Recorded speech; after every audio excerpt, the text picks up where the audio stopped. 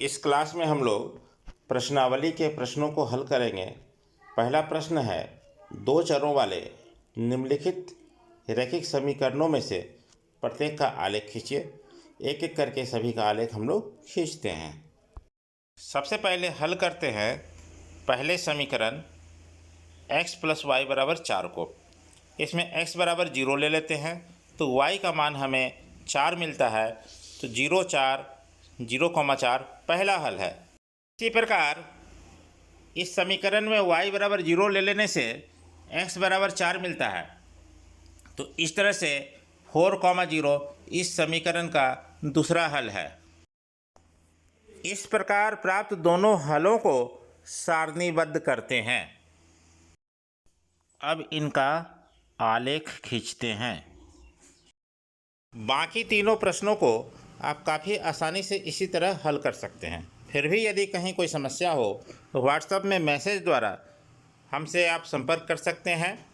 आपकी समस्या का तत्काल हम समाधान करने की कोशिश करेंगे।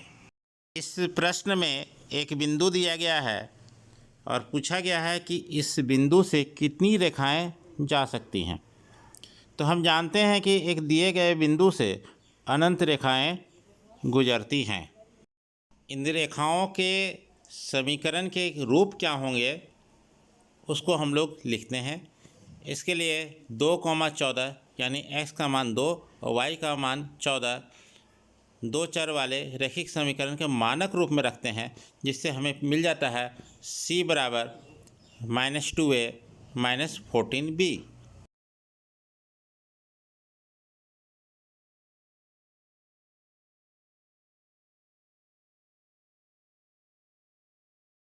समीकरण में a और b का विभिन्न मान को लेकर के दो समीकरण निकालेंगे जो इस प्रकार हैं।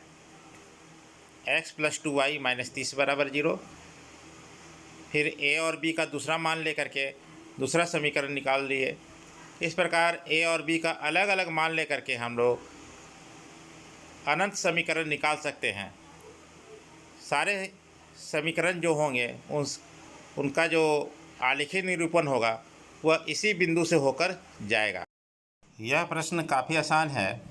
इसमें आपको x के जगह पर 3 और y के जगह 4 रख देना है, जिससे a का मान आपको काफ़ी आसानी से मिल जाएगा। इसे मैं आप लोगों के लिए छोड़ता हूँ।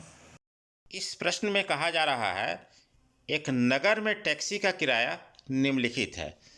पहले किलोमीटर का किराया 8 रुपया है और उसके बाद के प्रत्येक किलोमीटर का किराया 5 रुपया है। इसमें दूरी को x किलोमीटर लेना है और कुल किराया को y रुपया लेना है। तो इसका एक रैखिक समीकरण लिखना है और फिर उसका आलेख खींचना है। यहाँ समझने वाली बात है कि दूरी में से 1 किलोमीटर आप कम कर लीजिए, क्योंकि उसका किराया अलग है। तो अगर कि x किलोमीटर कुल दूरी है तो हम लोग लेंगे x - 1 और उसको 5 से गुना कर देंगे, तो y बराबर हो जाएगा 5 गुने x - 1 + 8। इस तरह से हमें समीकरण प्राप्त हुआ 5x - y + 3 = 0। इसका ग्राफ आप लोग खींचेंगे।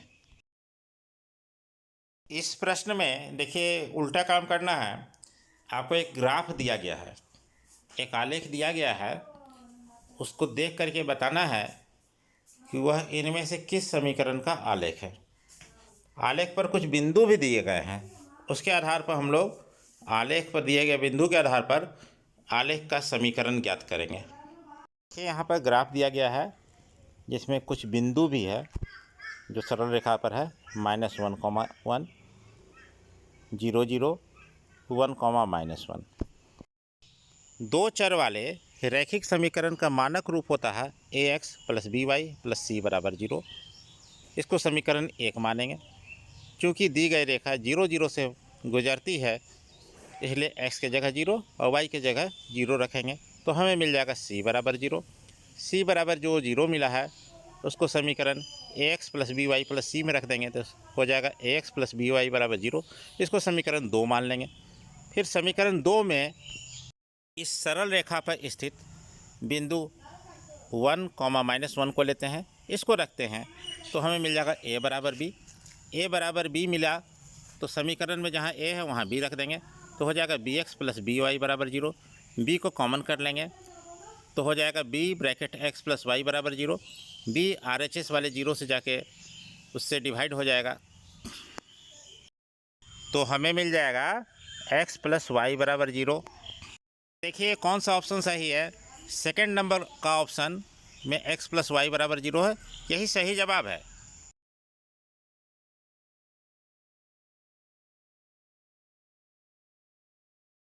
देखिए इस प्रश्न में कह रहा है एक कचर बल लगाने पर पिंड द्वारा किया गया कार्य पिंड द्वारा तय की गई दूरी के अनुक्रमानुपाती होता है। ये फिजिक्स में है।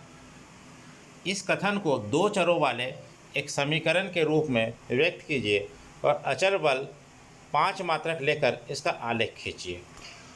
इसमें क्या करेंगे, कार्य को x मान लेते हैं और दूरी को y मान लेते हैं, तो प्रश्न के अनुसार x बराबर के वाई हो जाएगा। सेकेंड पार्ट में कह रहा है कि k जो कि अचर बल है उसको 5 ले लीजिए, तो x बराबर 5y हो जाएगा। तो पहला प्रश्न है छठा का, उसमें दूरी 2 मात्रक है, तो कार्य कितना हो जाएगा 5 गुने 2 बराबर 10 जूल। और दूसरा क्वेश्चन में 0 मात्रक है, तो 5 गुने 0 हो जाएगा 0, तो दूसरे क्वेश्चन में कार्य हो जाएगा 0 जूल।